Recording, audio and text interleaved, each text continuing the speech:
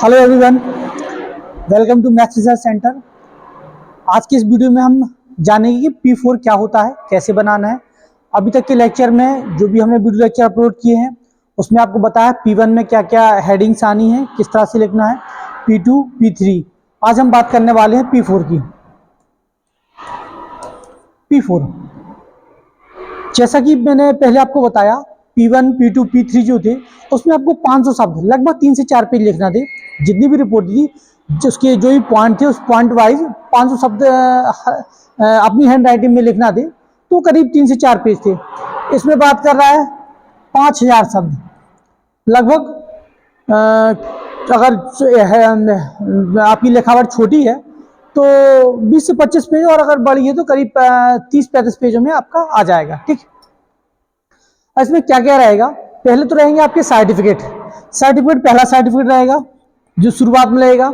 आप जो एक पेज बनाएंगे उसका जो फ्रंट पेज है उसको आप कंप्यूटराइज बना लें, डेकोरेट ना करें, कंप्यूटराइज बना लें।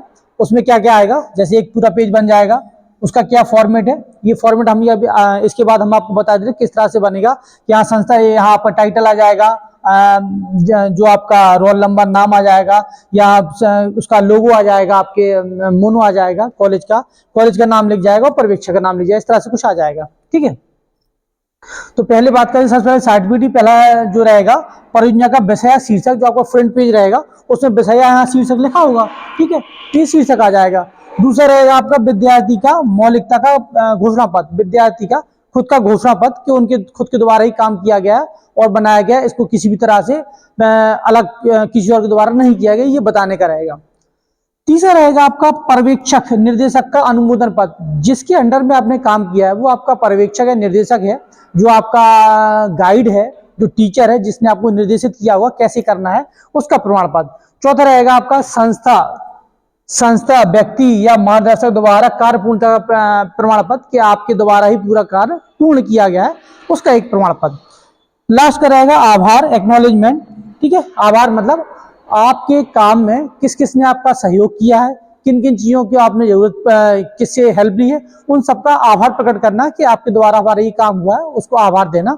जैसे कि संस्था प्रमुख, पहले प्रचार को आभार देना कि उन्होंने सारी सुविधाएं प्रोवाइड कराई हैं, सब कुछ दिया है। उसके बाद फिर टीचर, जो आपके गाइड है, उनका आभार देना। गाइड के साथ जो और भी सब्जेक्ट टीचर है, शिक्षक है, उनका आभार करना। और अगर आपको लगता है कि हमारे किसी सहपाठी ने, हमारे किसी सीनियर ने हमारा सपोर्ट किया है किसी भी चीज को सर्च करने में, बनाने में, तो उनका आभार देना। अपने भाई बहन का, माँ बाप, किसी का भी आप आभार दे सकते हैं, ये आभार कहलाता है। इसके बाद आएगा अनुक्रमणिका या इंडेक्स बोलते हैं इसको। क्या बोलते हैं?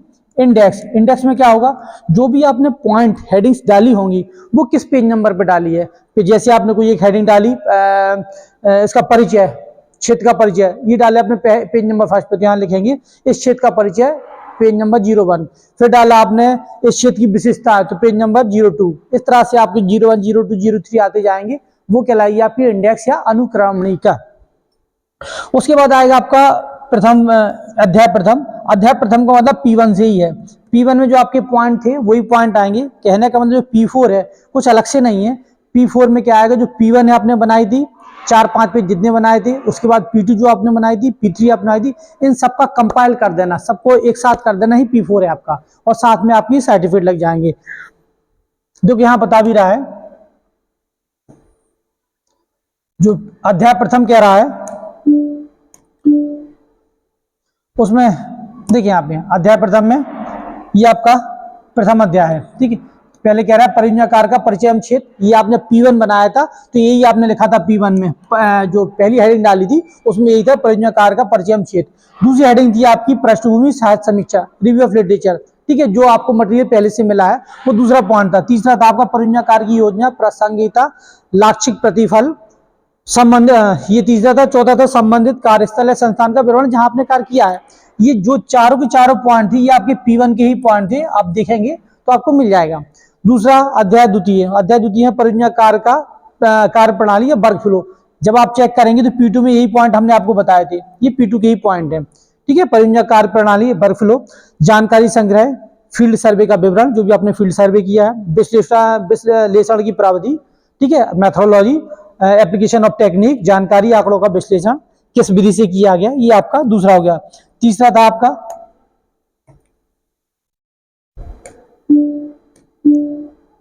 P3 में आपका था अध्याय तीसरे या P3 बोल दें इसको।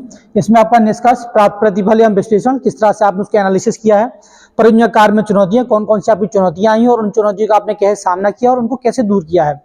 तीसरा था निष्कर्ष के आधार पर अनुशंसाएं, कि जो आपने निष्कर्ष निकाला है उसके आधार पर आप क्या बता सकते हैं कि मतलब क्या जो उसका रिजल्ट रहा, उसको रिजल्ट को देख के आप उसकी क्या अनुशंसाएं कर सकते हैं। ये आपके पॉइंट थे, ये P3 के ही पॉइंट थे। तो जो और इसके बाद ये संदर्भ सूची, तो जिस तरह से आपने P1 P2 P3 बनाई है, P1 उसके बाद P2 लगा दें, P3 लगा दें और इसके सर्टिफिकेट के चारों पेज पांचों पेज लगाएं तो आपका P4 कंप्लीट हो जाता है। फिर इसके बाद है संदर्भ सूची या रेफरेंस सारणी। तो रेफरेंस क्या होते, मान के चलो आपने किसी बुक से कोई टॉपिक उठाया, आपने उठाया भारत का प्राचीन इतिहास, किसी भी बुक से उठाया, तो उस बुक की जानकारी देना, बुक का टाइटल क्या है, सबसे पहले क्या लिखना, बुक का जो शीर्षक है, फिर उसके बाद वो बुक किस सन में छपी, मान लो वो 2010 में बनी है तो उसको लिखना। उसके बाद कॉलम लगा के उसके राइटर कौन है, उसको लिखा किसने है, लिखने के बाद उसका एडिशन क्या है, उसकी पब्लिकेशन हाउस क्या है, उसको किस पब्लिकेशन द्वारा प्रकाशित किया गया, और 30 सबसे लास्ट वाला इंपोर्टेंट पेज नंबर, आप किस पेज नंबर से उठा रहे हैं। मान के चलो आपने पेज नंबर 35 से लेके 40 तक का मटेरियल लिया, तो आप लिख देंगे क्या, पीपी 35 to 40। अगर आपने हो सकता है कि सारा बुक से ना लिखे, किसी आपने यूट्यूब साइट से लिया हो, तो यूट्यूब साइट को मेंशन कर देना। कहने का मतलब जिससे अपन को सीख रहे हैं या ले रहे हैं तो उसको आभार प्रकट कर देना, ये रेफरेंस, उसका रेफरेंस दे देना कि ये हमारी सोच नहीं थी। किसी भी, मान लो आप कोई डेफिनेशन लिखते हैं, मान लो आप सदिश की डेफिनेशन लिखते हैं, मान लो आप आर्ट का कोई सब्जेक्ट है, भूगोल की परिभाषा लिखते हैं, तो भूगोल की परिभाषा आपने तो नहीं बनाई है, जिससे आपने ली है, जहां से उठाई है, जिसके दोबारा आपने ये, तो उसका रेफरेंस दे रहे हैं आप कि इसका रेफरेंस है, यहां से हमने उठाई थी और तब जाके हमने ये लिखी है। ये कहलाता है रेफरेंस करना, किसी का रेफरेंस देना। ठीक है, तो उन्हीं को अपन 1 2 3 करके लिखते जाएंगे। 1 पहला रेफरेंस, जो आपने मान लो पहली हेडिंग्स में जो लिखा है उसके अंडर में जो भी चीज लिखी है वो कहाँ से लिखा है आपने, आपके मन से तो कुछ लिखा नहीं होगा, कहीं ना कहीं किसी बुक का सहारा लिया होगा आपने, साइट का सहारा लिया होगा आपने, नेट का सहारा लिया होगा आपने, गूगल का सहारा लिया होगा आपने। उससे जहां लिखा है, तो गूगल में जब आपने सर्च किया होगा तो उसमें नीचे लिखा है किसके द्वारा लिखा हुआ है, उनका नाम लिखा हुआ, तो वो आप यहाँ दे सकते हैं कि इनके द्वारा लिखा है, पहला रेफरेंस। फिर दूसरा, उसके बाद आपने देखा, आपने कोई परिभाषा लिखी तो वहां दूसरा रेफरेंस आ जाएगा, फिर तीसरा रेफरेंस, चौथा रेफरेंस, ऐसे आपके लगभग 10 से 15 रेफरेंस आ जाएंगे। हर रिपोर्ट में 10 से 15 रेफरेंस आ जाएंगे। ये पूरा कहलाएगा आपका P4। क्लियर, ये P4 थी। इसके बाद आप बात करते हैं इसकी जो बनना है, जो आपके ये शुरुआत के पेज बनना है वो कैसे बनना है। जो ये 4-5 पेज हैं ये, ठीक है, ये जो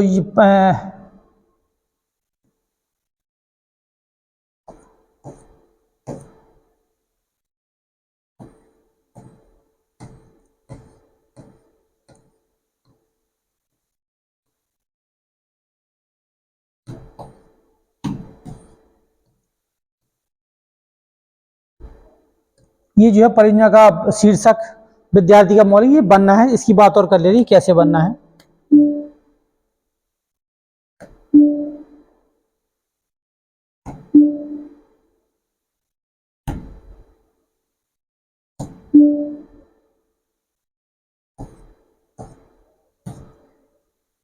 देखिए, हाँ, सबसे पहले आपका आएगा क्या,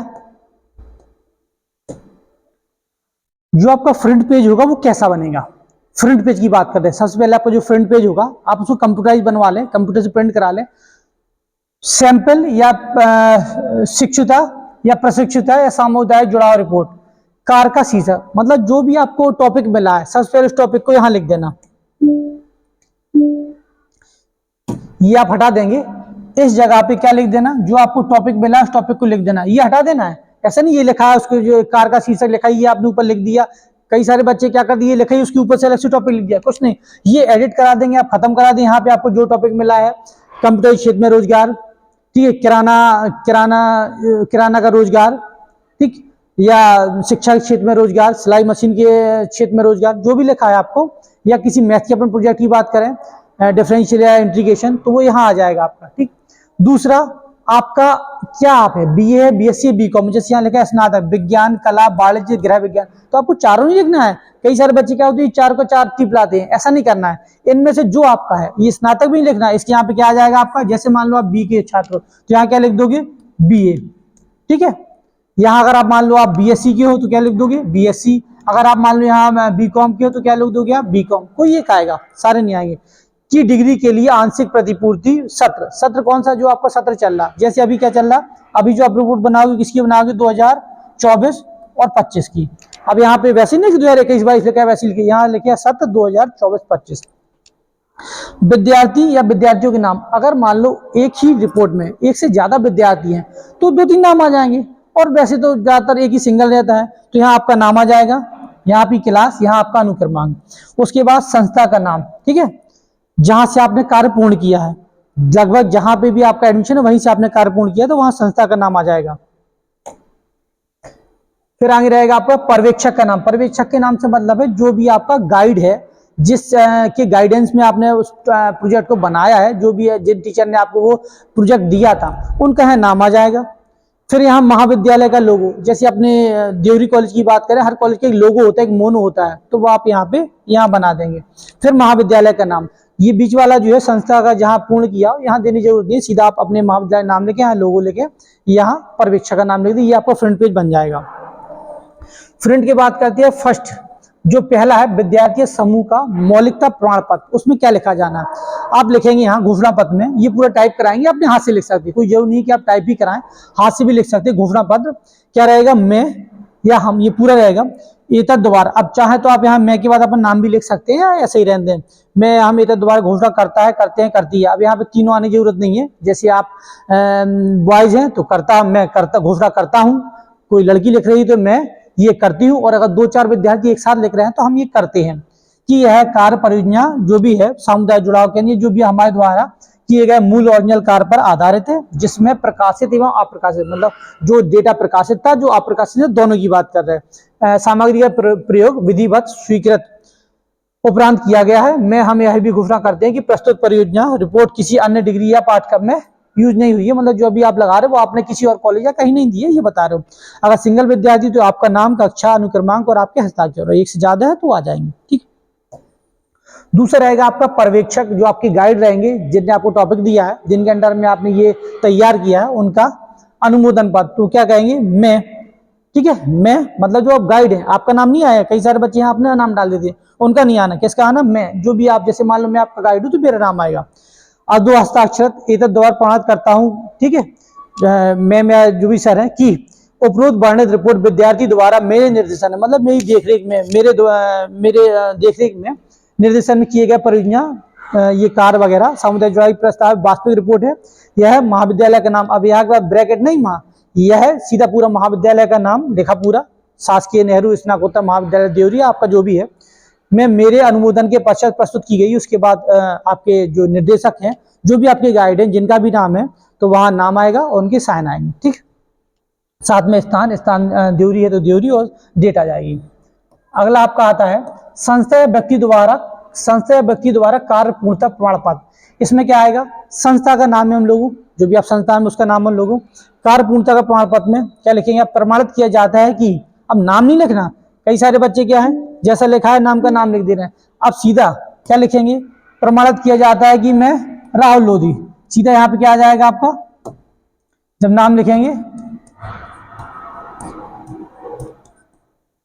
ये आ जाएगा। अभी ये लिखने की जरूरत नहीं है कि नाम, प्रमाणित किया जाता है कि राहुल लोधी, कक्षा आ जाएगी, मान लो आपका BSc फर्स्ट ईयर, महाविद्यालय भी लिखना, महाविद्यालय नाम सीधा फर्स्ट ईयर शासकीय नेहरू महाविद्यालय देवरी, दोबारा परियोजना कार्य, ये सब कुछ लिखा, सामुदायिक जुड़ाव के दिनांक, अब कहां से कहां तक, किस दिनांक से किस दिनांक तक रहे आप, अगर संस्था में रहे तो किस दिनांक से किस दिनांक तक आपने कार्य किया, इस संस्था में रहकर या उपस्थित होकर रहकर इस क्षेत्र में, जो भी क्षेत्र आपका है उसमें कार्य किया गया या प्रशिक्षण प्राप्त किया गया। अगर मान लो आप कहीं और से कर रहे हैं, मान के चलो आप सामुदायिक जुड़ाव केंद्र से जुड़े हैं या किसी आंगनवाड़ी में जाते हैं, तो यहाँ आंगनवाड़ी का आएगा, ठीक है, कि उनके द्वारा आपने प्रशिक्षण लिया है और वहां रह के आपने प्रशिक्षण किया है, ठीक है।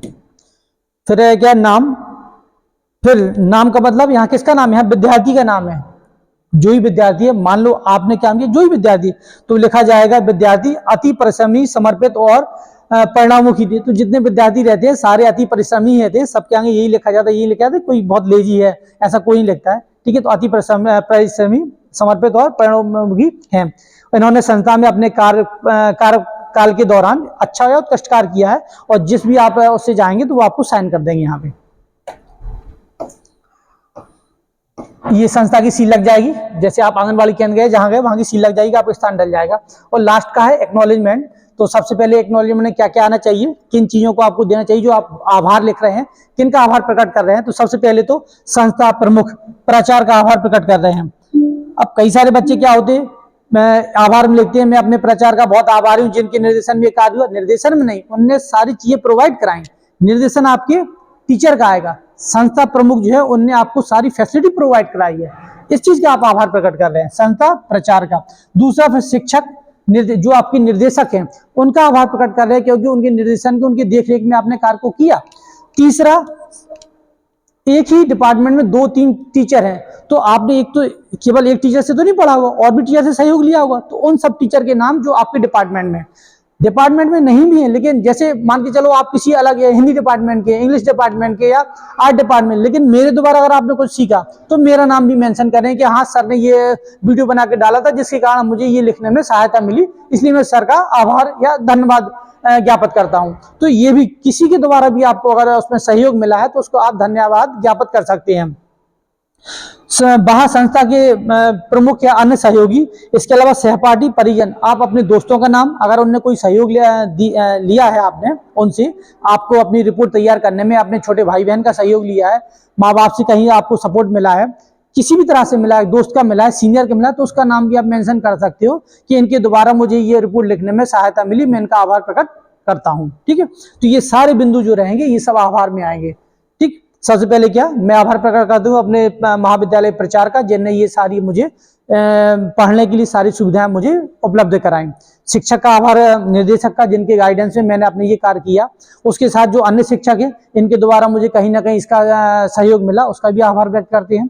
और जो फिर सहपाठी, आपके परिवार वाले, सबका आप आभार प्रकट कर सकते हैं। अब यहाँ पे अगर एक सिंगल है तो विद्यार्थी का नाम, कक्षा, अनुक्रमांक आगे साइन हो जाएंगे। ये आपके 5 प्रमाण पत्र कंप्लीट हो जाएंगे। ठीक है, इसके अलावा और कोई नहीं है। ठीक, हाँ, इसके अलावा फिर आएगा इंडेक्स। इंडेक्स मैंने जैसे पहले बताया था, यहाँ क्या जाएंगे, आपके प्रमाण पत्र आ जाएंगे जो रोमन से लिखे हैं, फर्स्ट, सेकंड, थर्ड, फोर्थ, आभार तक आ जाएंगे। आभार के बाद जब P1 है, P1 में जो आपने लिखा था जैसे परियोजना कार्य का शीर्षक क्षेत्र, तो यहाँ आ जाएगा यहाँ 01। फिर मान लो परियोजना कार्य का विस्तार या उसका विवरण, तो यहाँ पे 02 या 03 जहाँ लिखा है वो आ जाएगा। इस तरह से आपके यहाँ हेडिंग्स आती जाएंगी इसमें, और इसमें जो वो हेडिंग जिस पेज नंबर पे वो आता जाएगा, ये कहलाइए आपकी अनुक्रमणिका या इंडेक्स। ठीक है, ये जो P1 की सारी, P1 में 4 पॉइंट थे, तो 1, 2, 3, 4, 5 जितने पॉइंट है यहाँ आ जाएंगे। 0.1.0, 1.1, 1.2 इस तरह से लिखिए, यहाँ पेज नंबर आ जाएगा। फिर P2 में आपके जो लिखे थे 2.0, 2.1, 2.3 करके यहाँ आ जाएंगे, यहाँ पेज नंबरिंग आ जाएगी। पेज नंबरिंग कंटिन्यूअस चलेंगे, दोबारा 1 से स्टार्ट नहीं होगा। यहाँ 1 से स्टार्ट हो गया, 1 से लेके जितने होंगे सारे चलेंगे। बार बार आप 01 नहीं करेंगे। 01 चल गया, मान लो यहाँ तक आप 4 पेज हो चुके, तो यहाँ 5 आएगा, यहाँ 6 आएगा, यहाँ तक हो गए तो यहाँ 8 आएगा, 9 आएगा, कंटिन्यूअसली चलते जाएंगे। ठीक है, P3 आ जाएगी इस तरह से। और लास्ट में संदर्भ सूची, उसकी पेज नंबर देने की जरूरत नहीं रहती, लास्ट का वो जुड़ा हुआ है। संदर्भ सूची के पहले, रेफरेंस के पहले तक आपकी इंडेक्स आती है। क्लियर? तो ये जो वीडियो था वो आपके P4 या फाइनल रिपोर्ट के लिए था।